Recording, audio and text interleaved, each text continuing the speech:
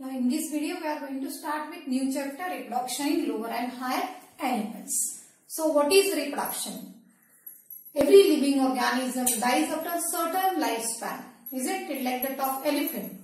Lifespan of elephant it is 60 to 90 years. Lifespan means that period between that birth and death of particular organism. So lifespan of elephant it is 60 to 90 years. What about roses? Lifespan of rose plant is 5 to 7 years. That of dog is 25 to 30 years. In case of butterfly it is only 1 to 2 weeks. In case of crow it is 15 years. While in case of parrot it is 140 years. In case of crocodile it is 60 years. So every living organism has certain lifespan. Okay. So after that lifespan that particular organism will die. So each and every living organism dies after certain lifespan, but species will continue on this earth. It is only because of reproduction. So how we can define reproduction? It is a process in which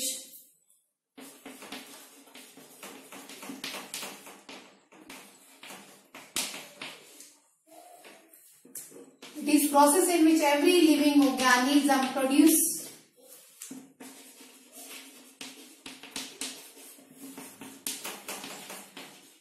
new individual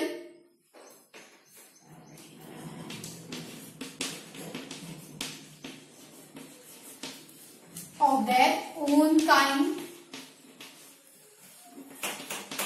for continuation of their species. It is known as reproduction. So process in which every living organism produce new individual of their own kind. So this process is called as reproduction, and because of reproduction there is continuation of species due to reproduction. Okay. So reproduction, it can be sexual reproduction or it can be asexual reproduction.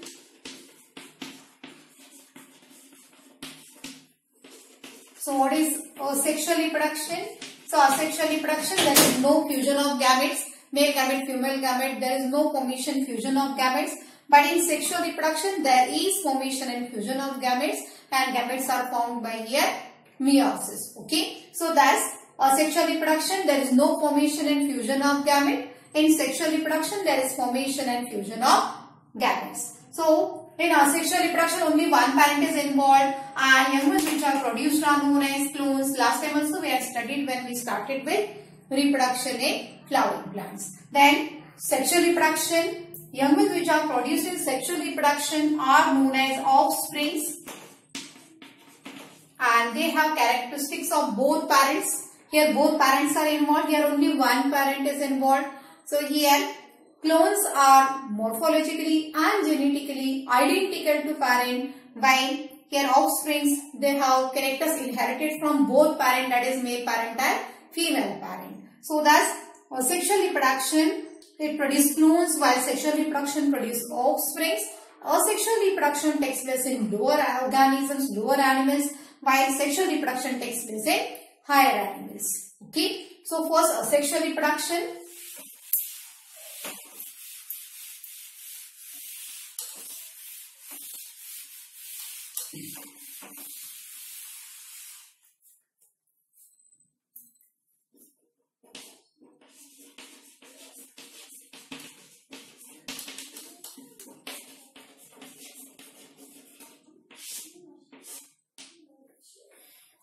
So asexual reproduction, that is budding in Hydra. So in case of Hydra, Hydra belongs to phylum Coelenterata or Nidaria.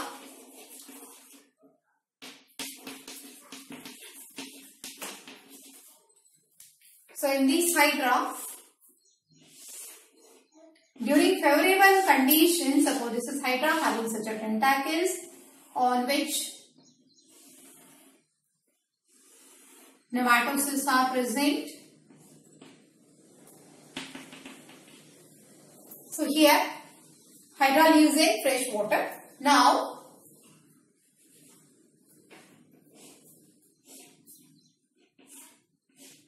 in such a Hydra, towards base of this Hydra, small outgrowth is developed first like this. Okay, only small outgrowth is developed like this. Now this outgrowth will grow, then it will produce such a small tentacles.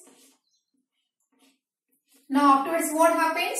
Such small hydra get detached from this, such a bird get detached from this parent hydra and it will start to live independent life.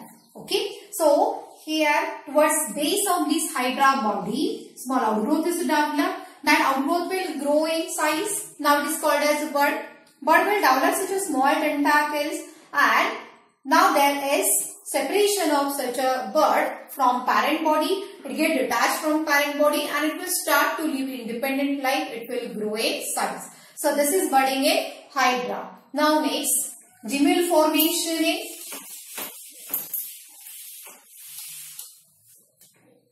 spongilla. Next asexual reproduction, that is gemule.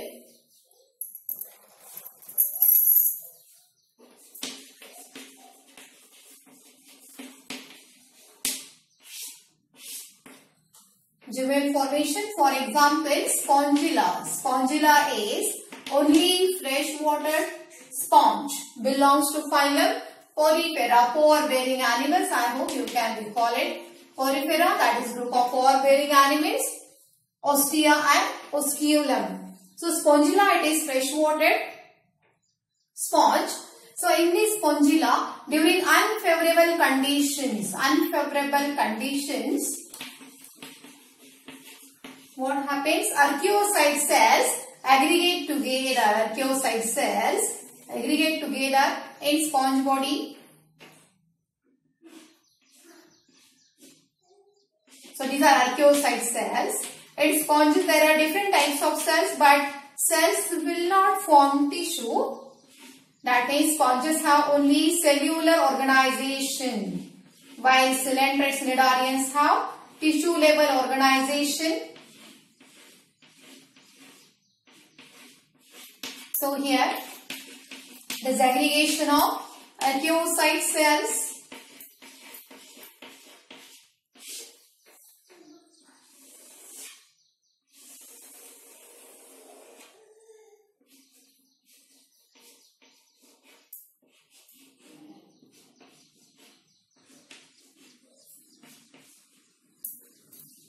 This one is outer membrane. And this outer membrane is nothing but thick resistant layer. Outer membrane is nothing but thick resistant layer secreted by amoebocyte cells of spongilla. So this one is outer membrane. These are monoexon spicules.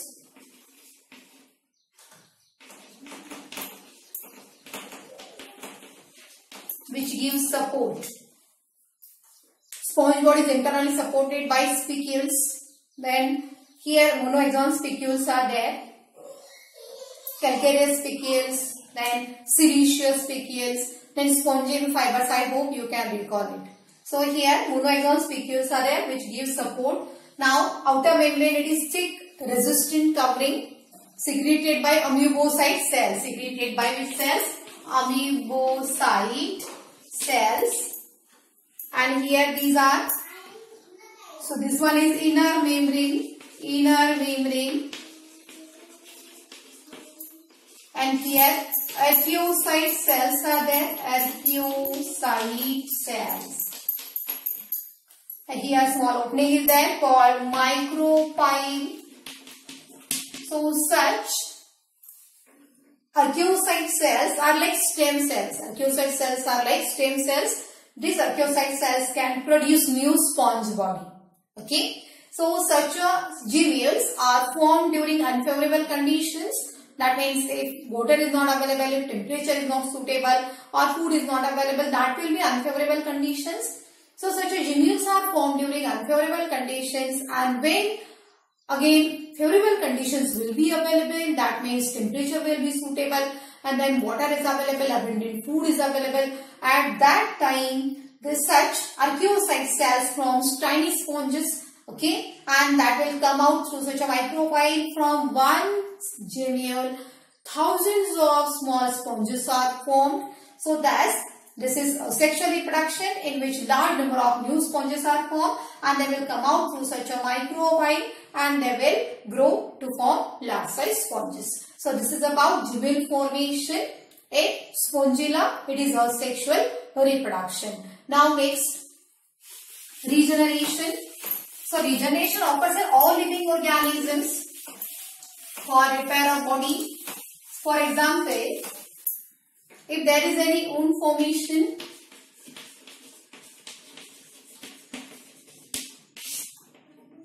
if there is any injury to human body, if there is any injury to us, then wound is formed. Then how there is healing of wound? By cell division, new cells are formed and there is a healing of wound. So this is also regeneration. So such a regeneration takes place in all living organisms, in plants as well as in animals. So such special type of regeneration takes place in Planaria.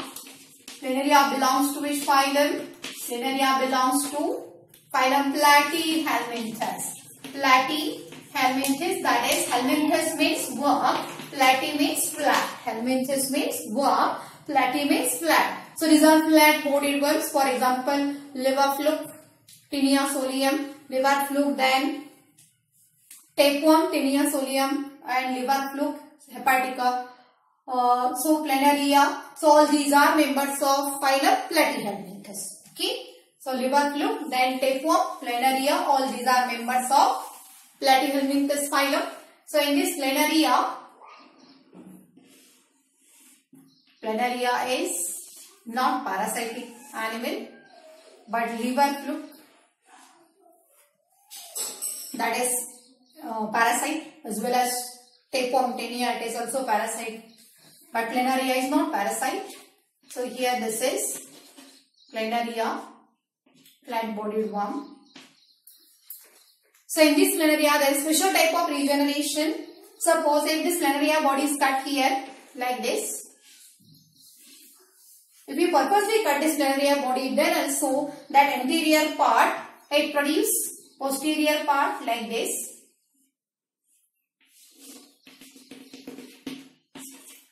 Okay, and this posterior part, it will also produce such anterior part.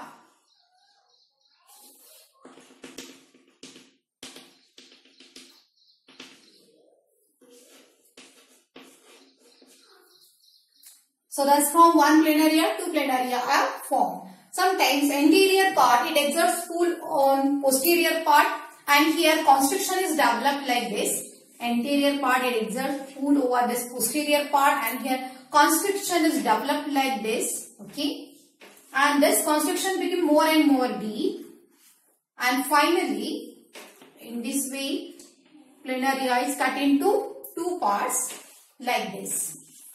And again anterior part will develop posterior part to form one new Planaria. Again posterior part will produce anterior part and one new Planaria is formed. So thus, in this regeneration there is also a sexual reproduction, because from one Planaria, two Planaria are formed here. So this is also a sexual reproduction. Now next, sexual reproduction. So here we have studied asexual reproduction by budding in Hydra, by gibel formation in Spongilla like sponge, and regeneration in Planaria. So this is about asexual reproduction. Next, sexual reproduction.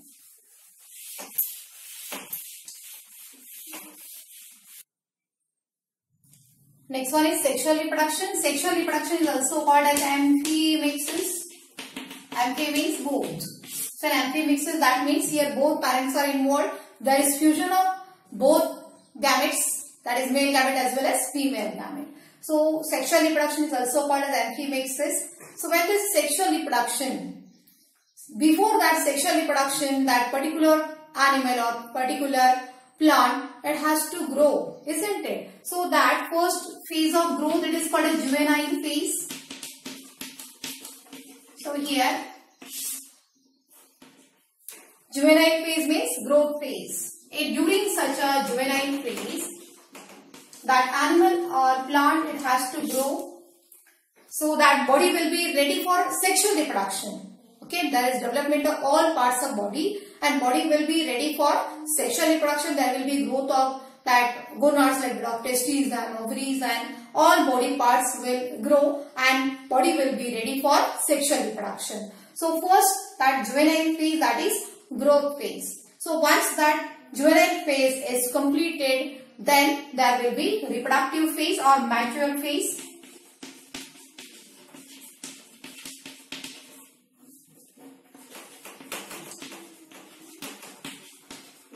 So during this reproductive phase, there is reproduction.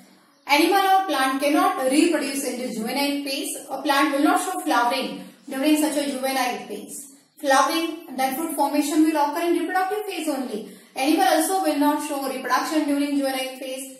After completion of this growth phase, juvenile phase, then only that plant or animal can show reproduction. Okay. So such a juvenile phase is there, and then there is a reproductive mature phase. In case of plants which are annual and biennial, that means plant which survive for 1 year or 2 years, that is juvenile phase. That means distinct juvenile phase, then reproductive phase, and then senescence phase can be observed. In plants which survive only for 1 year, first there will be juvenile phase.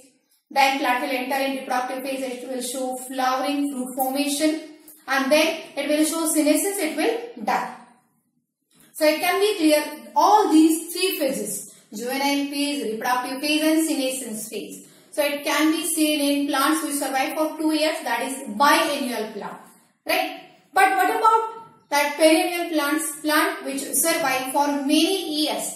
In that plants, such a distinct phases are not observable. So plant which survive for many years, like that of mango, there is every year there is flowering and fruit formation, isn't it? So here juvenile phase, reproductive phase or senescent phase cannot be clearly visible in such a perennial plants. Okay. But in animals, there is juvenile phase, clear-cut reproductive phase, and then senescent phase is there. So for juvenile phase, then there will be reproductive phase, and then there will be senescence, that is process of getting old, and it will lead to death of that particular organism. Okay. So in reproductive phase,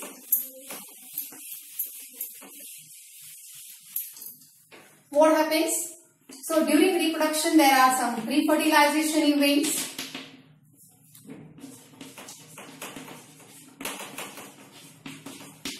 Pre-fertilization events, that means gamete formation and transfer of gamete from movement of gamete from that male gamete towards female gamete. So pre-fertilization events involve gamete formation and gamete transfer, that is transfer of male gamete towards female gamete or motile gametes towards non-motile gamete.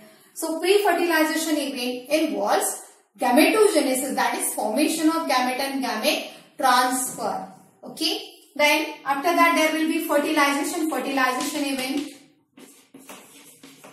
So fertilization, that is syngamy, that is fusion of male and female gamete.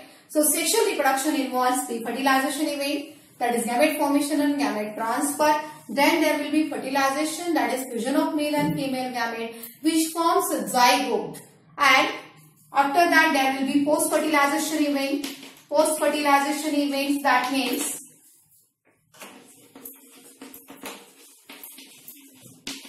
embryonic development and parturition. It comes under this post-fertilization events. Okay. Now, some animals are continuous breeders while some are seasonal breeders. So, continuous breeder means, for example, a monkey, man, these are continuous breeder. That means reproduction takes place throughout year. There is no any particular season for reproduction. Okay. And what are seasonal breeder? That means that reproduction takes place in particular season only. For example, in case of frogs, that breeding season is the rainy season. For frogs, breeding season is rainy season. For fishes also, breeding season is mostly rainy season. Then in case of dogs or in case of goats, sheep, the reproduction takes place in particular season only. So that are known as seasonal breeders. And in case of human, a monkey, reproduction takes place throughout year. So these are continuous breeders. Seasonal breeders means reproduction will occur in particular season only. So this is about introductory part of sexual reproduction. So here we will stop here today.